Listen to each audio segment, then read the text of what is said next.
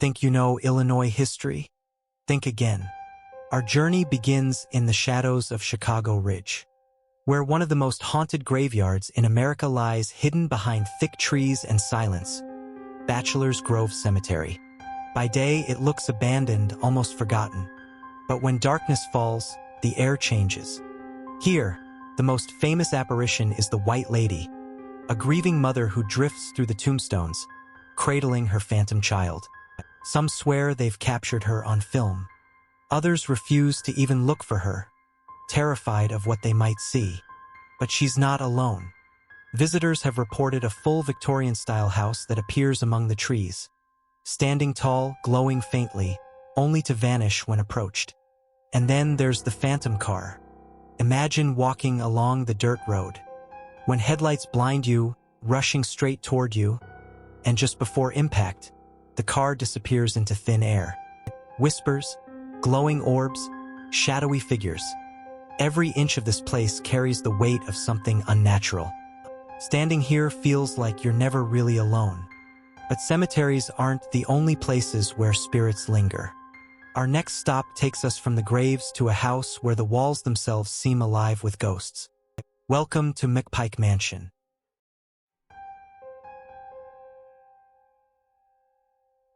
Deep in the city of Alton, towering over cracked sidewalks and forgotten gardens, stands McPike Mansion, a once glorious Victorian estate, now decaying, yet never truly empty. Built in 1869, it was meant to be a symbol of elegance. Today, it's one of the most haunted houses in the country. Step inside and you may feel a cold draft brush against your neck. Though the windows are sealed, many believe it's the spirit of Henry McPike himself, still protecting his legacy. Down in the basement, investigators have encountered Sarah, a servant who worked for the McPikes. She lingers in the shadows, her presence heavy, her footsteps echoing when no one else is there. Others hear something far stranger, the sound of children laughing, small voices, playful giggles, and footsteps running down empty halls. Paranormal photos taken here often reveal glowing orbs of light drifting across rooms, as if the spirits themselves are watching. The basement is the mansion's darkest secret. Those who enter describe moving shadows, disembodied whispers, and the sensation of being surrounded by figures they cannot see. Some leave shaken, convinced that something in those depths wanted them gone. The McPike Mansion doesn't just hold on to history, it holds on to people. But if you think a haunted mansion is terrifying, wait until you step into a place where the dead were locked away and forgotten.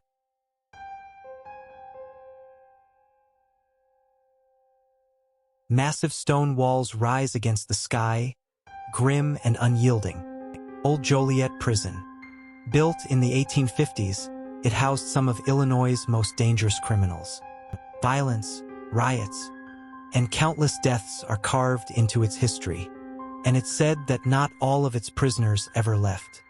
Visitors report the sounds of footsteps echoing through the empty cell blocks, guards' shadows pacing as if still on duty.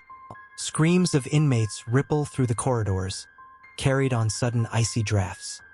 Paranormal investigators have recorded metallic bangs, voices calling out, and cell doors slamming shut when no one touched them.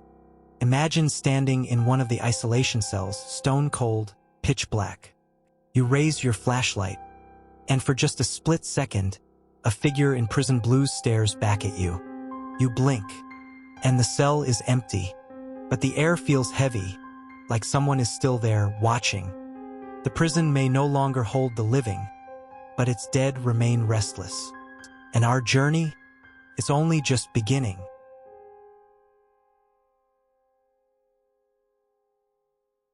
Our next stop keeps us in Alton, but this time we step into what was once a symbol of luxury, the Mineral Springs Hotel. Built in 1914, it promised healing waters, fine dining, and grand rooms. But today, this beauty hides something far darker. Guests have long whispered about the spirits that wander these halls. The most famous is the Jasmine Lady. Her perfume drifts suddenly through the air, strong and sweet, moments before her ghostly figure appears. Some say she was a woman betrayed by love, forever tied to the hotel where her heartbreak ended. But she isn't alone. Inside the swimming pool area, long since drained, visitors have reported the sound of splashing, water dripping, and even voices echoing off the empty tiles. In the stairwell, investigators have captured phantom footsteps climbing up behind them, only to find no one there. The mineral springs was once about life and healing, but the ghosts it holds remind us that some guests check in and never leave. From a hotel of restless spirits, we move to a place of true torment, an asylum where screams of the forgotten still echo in the night.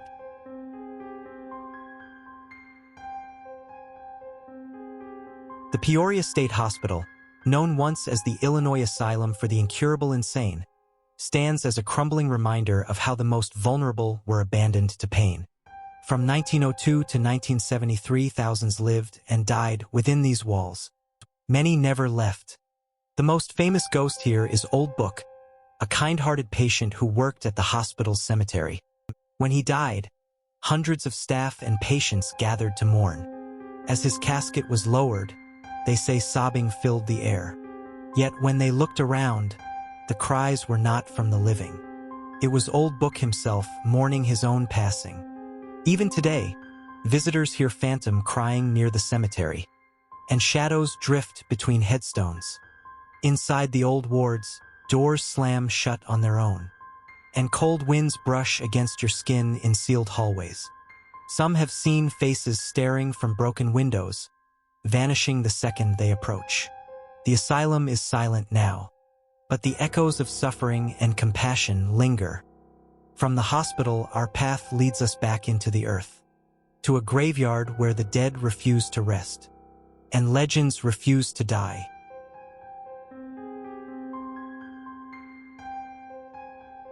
Deep in Coles County lies Ridge Cemetery, a burial ground that hides one of Illinois' darkest legends, the tale of Mary Hawkins. She was accused of witchcraft, and her grave, hidden among the trees, has been the center of chilling stories ever since. Visitors report glowing orbs drifting between the tombstones, and shadowy figures circling Mary's grave. The bravest claim to have heard chanting, as though rituals long past are still being carried out. Many leave with scratches on their skin, or an overwhelming sense of dread that follows them home. Locals warn that disturbing the site can awaken something you don't want to meet. But still, thrill seekers and paranormal investigators return, chasing proof of the unexplainable, and sometimes finding more than they bargained for. From forgotten cemeteries to haunted prisons and cursed mansions, Illinois hides its history in plain sight, and every stop only takes us deeper into its haunted heart.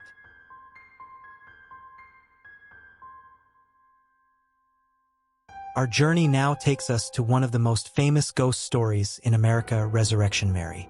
Along Archer Avenue near Justice, Illinois, countless drivers have seen her. She appears on the side of the road, a young woman in a white dress, barefoot, with golden hair and haunting eyes. Drivers often stop, offering her a ride. She climbs into the back seat, silent. Then, just as the car approaches Resurrection Cemetery, she vanishes, leaving nothing behind but the chill in the air. Some say she was a young girl killed in a tragic car accident while returning from a dance in the 1930s. Others claim she was murdered.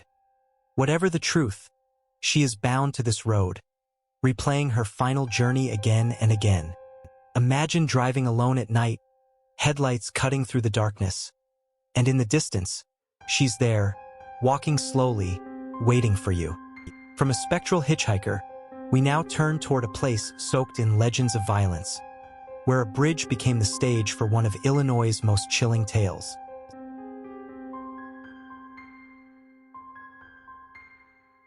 Outside the quiet town of Crete lies an old bridge known as Axman's Bridge. The name alone carries weight, but the story is even darker. Legend tells of a man, an outcast who lived near the bridge decades ago. Tormented by locals, he eventually snapped, attacking with an axe. Some say he killed. Others believe he was the victim of mob justice, hunted down and left to die beneath the very bridge that bears his name. Today, those who dare to cross at night report terrifying encounters. Footsteps crunch on gravel when no one's there. Growls echo in the darkness. Cars stall in the middle of the bridge, their engines dead until they're pushed across. And worst of all, some claim to see him, an angry figure wielding an axe, glaring from the shadows. Even locals warn, if you stop on that bridge too long, you might not leave alone. But while the Axeman's Bridge thrives on legend, our next stop carries something older, deeper, and far more mysterious, the restless spirits of ancient ground.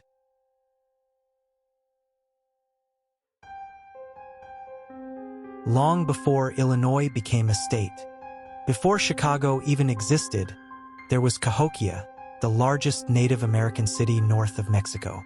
Today, its great earthen mounds still rise from the fields, silent and powerful. But silence doesn't mean emptiness. For centuries, stories have spread of glowing lights drifting across the mounds at night. Visitors feel watched, surrounded by whispers in languages they cannot understand. Some archaeologists working late have heard drums beating in the distance, though no ceremonies were taking place. Locals believe these are the spirits of the Mississippian people, guarding their sacred land. Others claim the disturbances come from graves that were never properly respected during excavation. Standing atop Monk's Mound at dusk, you feel the weight of centuries pressing down on you. The sun fades, shadows stretch long. And for a moment, you wonder if the ancestors are still here, watching every step you take. From highways haunted by phantom hitchhikers, to cursed bridges, to ancient lands alive with spirits, Illinois is a state where every path seems to cross the supernatural. And still, our road trip continues deeper into the darkness.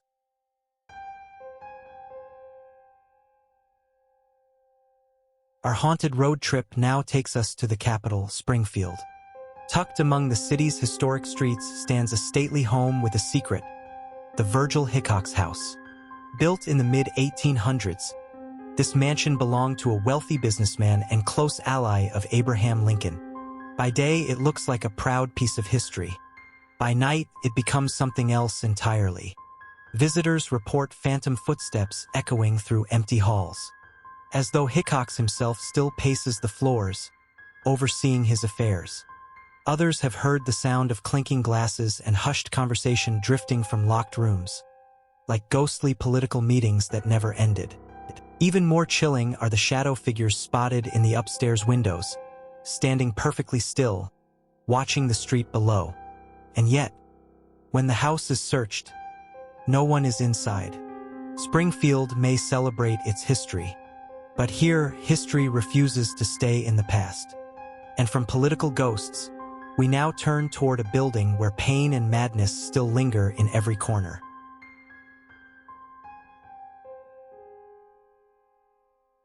In the small town of Ashmore stands a towering brick building, broken windows staring like hollow eyes.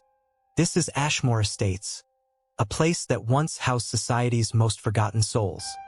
First a poor farm in 1916, later a psychiatric hospital, Ashmore became home to the unwanted, the mentally ill, the disabled, and the destitute. Many died here, their bodies buried in unmarked graves nearby. But death didn't bring silence. Today, investigators hear children giggling in the hallways, tiny footsteps running across the floors, and even small handprints appearing on dusty windows. Dark figures follow visitors, doors slam on their own, and some guests feel invisible hands tugging at their clothes. The most terrifying encounters come in the basement, where wheelchairs roll forward without anyone touching them, where whispers curl through the air like warnings. More than one visitor has left shaken, convinced the dead were still trying to reach out. Ashmore is a monument to sorrow, a reminder of how the forgotten never really go away. And from these halls of pain, our path leads to something more glamorous, but no less haunted.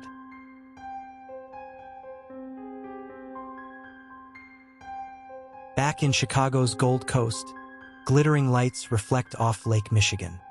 Here stands the Drake Hotel, a symbol of elegance since 1920. But behind the luxury lies one of the city's most heartbreaking ghost stories. On New Year's Eve, nearly a century ago, a young woman discovered her fiancé with another lover during a party at the hotel. Overcome with despair, she ran to the 10th floor and leapt to her death. Guests still see her today, the woman in red, gliding silently through hallways, her gown trailing like a crimson shadow. Elevators stop mysteriously at the 10th floor, as though summoned by unseen hands. Guests hear music and laughter spilling from empty ballrooms, ghostly echoes of parties long ended. Some feel an icy chill pass by, only to turn and find no one there. The drake may shine with grandeur, but beneath its chandeliers lingers a tragedy that time refuses to erase.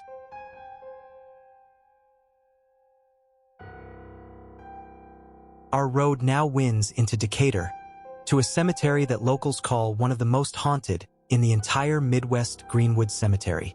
This graveyard is as old as the city itself, and with its age comes tragedy.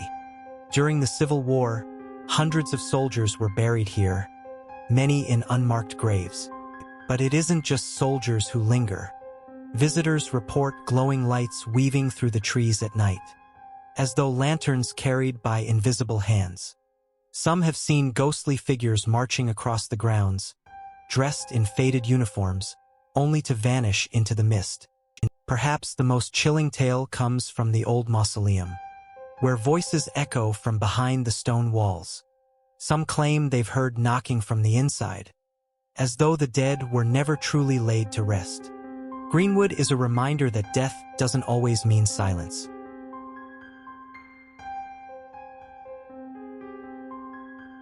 On the outskirts of Montino lies the skeletal remains of an asylum that once held over 8,000 patients, Montino State Hospital. Opened in 1929, it was meant to be a place of care. Instead, it became infamous for overcrowding, disease, and inhumane treatments. Hundreds died within its walls, many during a devastating typhoid outbreak in the 1930s. Mass graves swallowed the forgotten, and their spirits never found peace. Today, broken windows and collapsing halls hide something more than dust. Shadowy figures dart through corridors. Disembodied voices whisper patients' names. Paranormal teams have reported screams tearing through the night air and doors slamming violently shut. Most disturbing are the reports of apparitions in patient gowns, wandering aimlessly, replaying their suffering. Some investigators claim to feel hands grabbing them, pulling them back, as though the patients want them to stay forever. Montino is more than haunted. It's a wound in Illinois' history, and one that still bleeds in the dark. But our final stop takes us from hospitals and cemeteries to a theater stage, where the curtain never truly falls.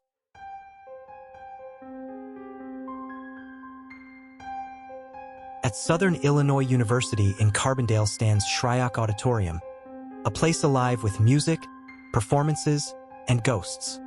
Built in 1918, the auditorium carries the spirit of its first director, Henry Shryock. They say he died suddenly during a performance, and ever since, he's been keeping watch. Students and staff often report footsteps pacing the upper balcony, even when the doors are locked. Lights flicker on stage during rehearsals, and a shadowy figure has been spotted seated in the audience, silently watching shows that ended decades ago.